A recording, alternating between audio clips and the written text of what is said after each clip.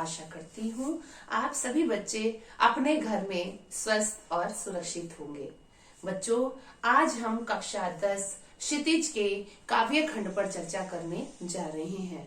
काव्य खंड से संबंधित कविता कन्यादान पर हम यहाँ पर चर्चा करेंगे। सबसे पहले हम कवि के बारे में जानेंगे। कवि के बारे में जानने के बाद फिर हम कठिन शब्दों के बारे में जानेंगे और कठिन शब्दों के बाद हम अपनी कविता का अर्थ जानेंगे, यानी कविता का सार जानेंगे। तो चलिए शुरू करते हैं हम अपनी कविता कन्यादान के कवि के बारे में जानना। देखिए, कविता कन्यादान जिसके कवि हैं ऋतुराज जी। ऋतुराज जी का जन्म सन 1940 भरतपुर राजस्थान में हुआ था। इनकी प्रमुख कृतियों में अबेकस, फूल और पानी, राजधानी में, कितना थोड़ा वक्त आदि प्रमुख हैं। ऋतुराज जी द्वारा कविता कन्यादान स्त्री की संवेदनशीलता की ओर संकेत करती है। तो आइए सबसे पहले हम कठिन शब्दों पर चर्चा करते हैं, यानी कठिन शब्दों के अर्थ जान लेते हैं ताकि हमें अपनी कविता को जानने में किसी भी तरह की कठिनाई न हो। तो आइए कन्यादान नामक कविता के कुछ कठिन शब्दों पर चर्चा करते हैं। देखिए, सबसे पहले यहाँ पर आता है प्रमाणित। प्रमाणित का अर्थ होता है सत्यापित यानी वास्तविक। दूसरा आता है पूंजी। पूंजी के बारे में हम सभी जानते हैं। पूंजी का अर्थ होता है संपत्ति। सयानी समझदार, पाठिका पढ़ने वाली, आभास यानी किसी चीज के बारे में जानना, आभास होना। रीझना, रीझना का क्या होता है? मोहित होना, खुश होना। बांचना, बांचना यानी कि समझना, किसी बात को समझना या किसी चीज को बांचना, समझदारी के साथ समझाने का जो कार्य किया जाता है उसे कहते हैं समझाना या बांचना। भ्रम, भ्रम मीन्स होता है धोखा। तो यहाँ पर हमने कन्यादान कविता के कुछ कठिन शब्दों पर चर्चा की। अब इसको पढ़ने के बाद, इनको समझने के बाद हमें अपनी कविता बहुत ही आसान लगेगी। देखिए, ये जो कन्यादान नामक कविता है, ये कविता स्त्री जीवन के सामाजिक बंधनों को लेकर, स्त्री जीवन के पारंपरिक जो एक संबंध होते हैं, पारंपरिक जो चीजें होती हैं कि एक स्त्री का विवाह हो गया, एक बेटी का विवाह हो गया, विवाह के बाद में उसे अपनी मर्यादा के साथ रहना है, उसको अपने आदर्शों का पालन करना है, चाहे ससुराल पक्ष उसके साथ किसी भी तरह का व्यवहार क्यों ना करे, वो किसी भी हाल में रहे। लेकिन यहाँ पर क्या है, स्त्री को हमेशा क्या कहा गया है? डर कर रहना है, झुक कर रहना है, ऐसी चीजें हमें सिखाई जाती हैं। तो ये जो कन्यादान नामक कविता है, ये स्त्री जीवन की उन आदर्शों की ओर संकेत करती है, उन नैतिक मूल्यों की ओर संकेत करती है जो कहीं ना कहीं अत्याचार का विरोध करने वाले होते हैं। यहाँ पर एक माँ अपनी बेटी को विवाह से पहले कुछ सीख दे रही है, जिसके बारे में अब हम चर्चा करेंगे और उसको हम पढ़ेंगे। तो आइए हम अब कविता को पढ़ना शुरू करते हैं। जो कविता है वो एक ऐसी कविता है जिसमें स्त्री जीवन की गहरी संवेदनशीलता को प्रकट किया गया है, यानी कि एक माँ की जो कोरी भावुकता है, वो एक भावुकता ही नहीं बल्कि उसमें एक जो उसके अनुभव हैं, उस माँ के जो अनुभव हैं, जो उसने विवाह के बाद में महसूस किए हैं, उन सब अनुभवों को देखते हुए वो क्या करती हैं, अपने उस पीड़ा की जो उनको अभिव्यक्ति हो रही है, उस पीड़ा को समझने के बाद, उस पीड़ा को झेलने के बाद में उसने जो भी कुछ अपने वैवाहिक जीवन में देखा, जो भी उसने महसूस किया, वो सब चीजें जो है उस माँ की को अपनी बेटी के विवाह के समय याद आ रही हैं। तो माँ यहाँ पर क्या कह रही है? वो अपनी बेटी को कठिन परिस्थितियों में चौकस करने की कोशिश कर रही है, वो अपनी बेटी को सचेत करने की कोशिश कर रही है कि आदर्शवादिता में अपने आप को बिल्कुल भी खत्म मत कर देना, अपने आदर्शों का पालन करने के चक्कर में अपना बलिदान मत कर देना। यानी कि उसने जो विवाह के समय में, उसकी माँ ने जो विवाह के बाद में समाज की, परिवार की, लोगों की जो एक कहते हैं कि जिस तरह की चीजों को उसने महसूस किया है, जिस तरह की बातों को उसने झेला है, वो सब अपनी पुत्री के लिए, अपनी बेटी के लिए वो नहीं चाहती, और वो अपनी बेटी को कुछ ऐसी सीख देती है जिससे कि वह अपनी रक्षा स्वयं कर सके। तो चलिए शुरू करते हैं। हमारा जो कविता है कन्यादान, उसके बारे में अब हम आगे पढ़ने जा रहे हैं। यानी कि यहाँ पर अब हमारी कविता शुरू होती है। कैसे शुरू होती है? कितना प्रामाणिक था, कितना प्रामाणिक था उसका दुख, लड़की को दान में देते वक्त। यानी कि यहाँ पर कवि ऋतुराज उस माँ के बारे में सोच रहे हैं, उस माँ के बारे में बता रहे हैं कि कितना सत्य है उस माँ का दुख अपनी बेटी के दान को देते वक्त। यानी कि उसकी बेटी का विवाह होने वाला है और विवाह से पहले माँ एक सीख देना चाहती है, और इन पंक्तियों के माध्यम से जो माँ है वो विवाह में चली आ रही जो परंपरागत सीख होती है उनसे हटकर वो अपनी पुत्री के लिए कुछ कहने की यहाँ पर क्या कर रही है, कोशिश कर रही है। उसका जो दुख है वो कितना सत्य है, कितना वास्तविक है, यह वो ही जान सकती है, जैसे वह उसकी अंतिम पूंजी हो। एक माँ को उसकी जो पुत्री है वो उसके लिए अंतिम पूंजी है, यानी कि उसके पास उस पूंजी के सिवा कुछ और नहीं है। उसने अपनी बेटी को बड़े ही लाड चाव से पाला है, और अब उसके जब विवाह का समय आया तो वो माँ क्या होती है, विवाह के पश्चात जो होने वाले परेशानियां होती हैं, जो होने वाली कठिनाइयां हैं, उन सब के बारे में वह अपनी बेटी के बारे में सोच रही है कि कैसे ये पुत्री, कैसे ये मेरी बेटी समाज में हर चीज के डटकर मुकाबला करेगी, क्योंकि उसे तो अभी कुछ पता भी नहीं है।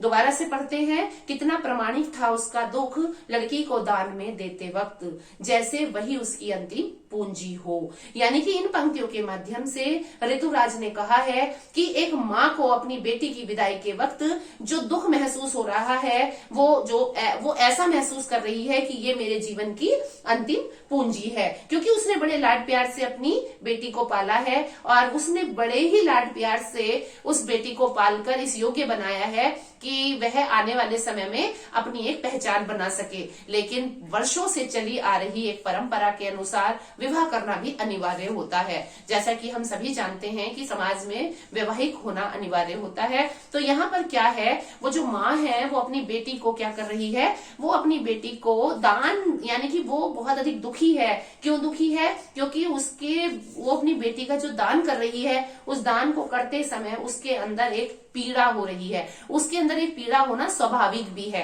क्यों स्वाभाविक है, क्योंकि उसने भी उन सब पीड़ाओं को झेला है जिसके बारे में वह अपनी बेटी के बारे में जानकर चिंतित है कि कहीं ऐसा ना हो मेरी बेटी को भी समाज के आदर्शों पर चलकर उन पीड़ाओं को झेलना पड़े।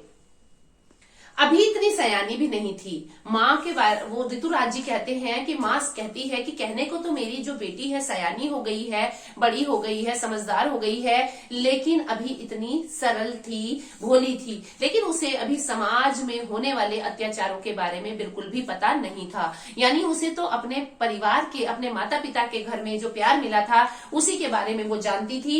उसे समाज में होने वाले अत्याचारों के बाद में या विवाह के बाद मिलने वाले जो सुखों की वो कल्पना कर रही है, वो उसके अंदर जो दुख छिपे हुए हैं, विवाह के बाद जो दुख छिपे हुए होते हैं एक नारी के जीवन में, एक स्त्री के जीवन में, उसके बारे में वो बिल्कुल अनभिज्ञ थी। यानी कि उसकी बेटी को उन दुखों का पता नहीं था जो विवाह के उपरांत उसको वो अपने बारे में सोचती है कि जिस तरह से उसकी माँ ने, यानी कि स्वयं जो ऋतुराज है एक माँ के माध्यम से यहाँ वर्णन कर रहे हैं, वो कहते हैं कि वो खुद तो विवाह के उपरांत जो होने वाले परेशानियां थी, जो होने वाले जो दुख थे, उन दुखों को वह माँ तो झेल गई, लेकिन उसे अपनी पुत्री की यहाँ पर क्या है, चिंता है। उसे चिंता है कि मेरी बेटी को सुखों की कल्पना तो है, लेकिन उन सुखों के पीछे जो दुख छिपे हुए हैं उनके बारे में वह बिल्कुल अनभिज्ञ है।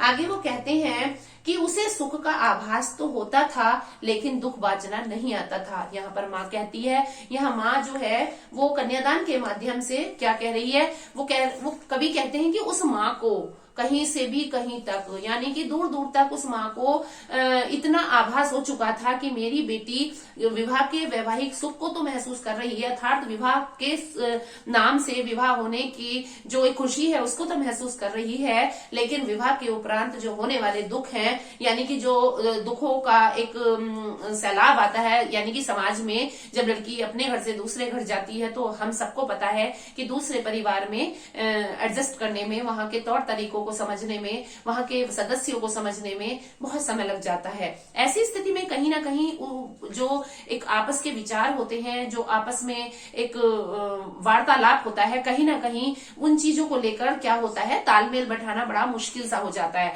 तो यहाँ पर क्या होता है, अक्सर स्त्री जो यानी कि जो माँ है वो क्या करती है, कंप्रोमाइज, एक समझौता जैसी चीज कर लेती है और परिवार को वो बनाकर परिवार के साथ साझेदारी कर कर आगे बढ़ती है। तो ऐसा ही सब कुछ यहाँ पर वह अपनी बेटी के बारे में सोच रही है कि कहीं ऐसा ना हो कि विवाह के सुख को तो ये महसूस कर रही है, लेकिन विवाह के उपरांत जो उनमें दुख छिपे हुए हैं उनके बारे में इसको अभी बिल्कुल भी पता नहीं, अर्थात अनजान है। लेकिन दुख माचना नहीं आता था। पाठिका थी वह धुंधले प्रकाश की, कुछ तुकों और कुछ लयबद्ध पंक्तियों की। यानी कि इन पंक्तियों के माध्यम से वो कहना चाहती है कि उसकी बेटी को जो अनचाहे दुख है वो ना तो वो बांचना जानती है, ना उनके बारे में उसको पता है। वो किस तरह से उन दुखों का सामना करेगी, किस तरह से वो उनका विरोध करेगी। वह सुख सौभाग्य तो पढ़ रही है, वो अपनी आजीवन की खुशियां तो उसे समझ आ रही हैं, लेकिन इसके पीछे जो अनजाने दुख हैं वह इनसे बिल्कुल ही अनजान है। अर्थात माँ अपनी बेटी की इस चीज से चिंतित है कि वह विवाह के सुख को महसूस कर रही है, लेकिन जो विवाह के उपरांत छिपे हुए अनजाने दुख हैं उनके बारे में उसे बिल्कुल भी एहसास नहीं है। अर्थात वह दुनियादारी से अभी बिल्कुल भी परिचित नहीं है। माँ ने कहा, पानी में झांक कर अपने चेहरे पर मत रीझना। माँ ने कहा, पानी में झांक कर अपने चेहरे मत रीझना। आग रोटियां सेकने के लिए है, जलने के लिए नहीं। यहाँ पर एक माँ जो है वो अपनी बेटी को एक सीख देती है। क्या सीख देती है कि पानी में अपने प्रतिबिंब को देखकर, अर्थात पानी में अपनी सूरत को देखकर खुश मत होना। पानी में अपनी शक्ल को देखकर, अपने प्रतिबिंब को देखकर खुश मत होना, उस पर मत रीझना। आग रोटियां सेकने के लिए है, जलने के लिए नहीं। यहाँ पर माँ कहती है कि आग रोटियां सेकने के लिए है, आग से रोटी बनाई जाती है, उसका प्रयोग केवल रोटी बनाने के लिए करना, उसका प्रयोग केवल खाना बनाने के लिए करना, ना कि स्वयं जलने के लिए। आपने अक्सर देखा होगा, कभी कभी ससुराल पक्ष इतना प्रताड़ित करता है कि उसमें लड़कियां जो होती हैं वो बहुत अधिक परेशान हो जाती हैं। वो शर्म की वजह से अपने परिवार में जाकर भी कुछ नहीं कह पाती, और ऐसी स्थिति में क्या होता है, वो लड़कियां इतनी मजबूर हो जाती हैं कि ससुराल में जाकर वो क्या कर लेती हैं, आग में जलकर मर जाती हैं। कहीं ना कहीं किसी और रूप में वो आत्महत्या कर लेती हैं। तो ऐसी स्थिति में यहाँ पर जो है माँ अपनी बेटी को सीख देती है कि अपनी सुंदरता पर, पानी में अपना प्रतिबिंब देखकर कभी मत रीझना, अपनी सुंदरता पर कभी घमंड मत करना, लेकिन और आग रोटियां सेकने के लिए है, जलने के लिए नहीं। कभी भी आग का प्रयोग स्वयं के लिए मत करना। आगे कहती है, वस्त्र और आभूषण शाब्दिक भ्रमों की तरह बंधन है स्त्री जीवन के। यहाँ पर कवि ऋतुराज कहते हैं कि वह माँ अपनी पुत्री से कहती है, अपनी बेटी से कहती है कि ये जो मतलब एक तरह के वस्त्र और आभूषण पहनकर, कहा जाता है ना कि वस्त्र और आभूषणों को पहनकर स्त्रियां सुंदर लगती हैं, मैचिंग ज्वेलरी पहनकर सुंदर लगती हैं, और सामने वाला उनकी खूबसूरती के दो चार शब्दों का प्रयोग कर देता है उनकी तारीफ में, तो क्या होता है, स्त्रियां खुश हो जाती हैं, औरतें खुश हो जाती हैं। तो यहाँ पर माँ जो स्वयं पर महसूस कर चुकी है, स्वयं उन चीजों का एहसास कर चुकी है, उन सब चीजों को देखते हुए यहाँ पर कहती है कि वस्त्र और आभूषण शाब्दिक ब्रह्म की तरह बंधन है स्त्री जीवन के। यानी कि ये वस्त्र, ये आभूषण, या नए नए कपड़े, ज्वेलरी, ये क्या है, स्त्री जीवन को मोह माया में डालकर रखते हैं। यानी कि स्त्री जीवन जो है वो इनके लिए नहीं है कि वस्त्र और आभूषण पहन लिए और ये क्या हुआ, इनके मोह में कभी नहीं फंसना चाहिए। यानी शरीर को ढकना अनिवार्य है, सिर्फ और सिर्फ अपनी सादगी के साथ रहना अनिवार्य होता है, आदर्शों में चलना अनिवार्य होता है, लेकिन कभी भी इनके मोह में नहीं फंसना चाहिए। माँ ने कहा, लड़की होना पर लड़की जैसी दिखाई मत देना। यहाँ पर माँ कहती है अपनी पुत्री से, अपनी बेटी से कहती है कि माँ, लड़की तो होना, यानी कि तू लड़की तो है, यानी कि सारी उम्र, जीवन भर लड़की की मर्यादित जो एक जीवन होता है उसका पालन तो करना। यानी कि तू अपना जो जीवन है वो एक आदर्शों के साथ तो जीना, पर लड़की जैसी कभी मत बनना। यानी कि समाज में कभी भी अबला नारी बनकर मत जीना, कभी भी अपने ऊपर अत्याचार मत होने देना। कभी भी अपने ऊपर कोई ऐसा प्रताड़ित कार्य मत होने देना जो औरत के लिए एक असहज बन जाए। अर्थात माँ जो है अपनी जो बेटी है उसको क्या कर रही है, बहुत अधिक मजबूत बनाना चाहती है। वो समाज में होने वाले अत्याचारों के लिए उसको लड़ने की सीख दे रही है। अर्थात जिस परिवार में तू जा रही है उन्हें आदर्श के साथ उनका पालन पोषण में अपना समय व्यतीत करना, लेकिन कभी भी यदि तेरे ऊपर कोई अत्याचार होता है तो उसको तू कभी भी बर्दाश्त मत करना। तो यहाँ पर हमारी कहानी का सार समाप्त होता है, खत्म होता है। उम्मीद है आपको बड़े ही सरल शब्दों में इस सार को मैंने समझाया, समझ आ ही गया होगा। तो यहाँ मैं अपने शब्दों को विराम देती हूँ। तब तक के लिए धन्यवाद।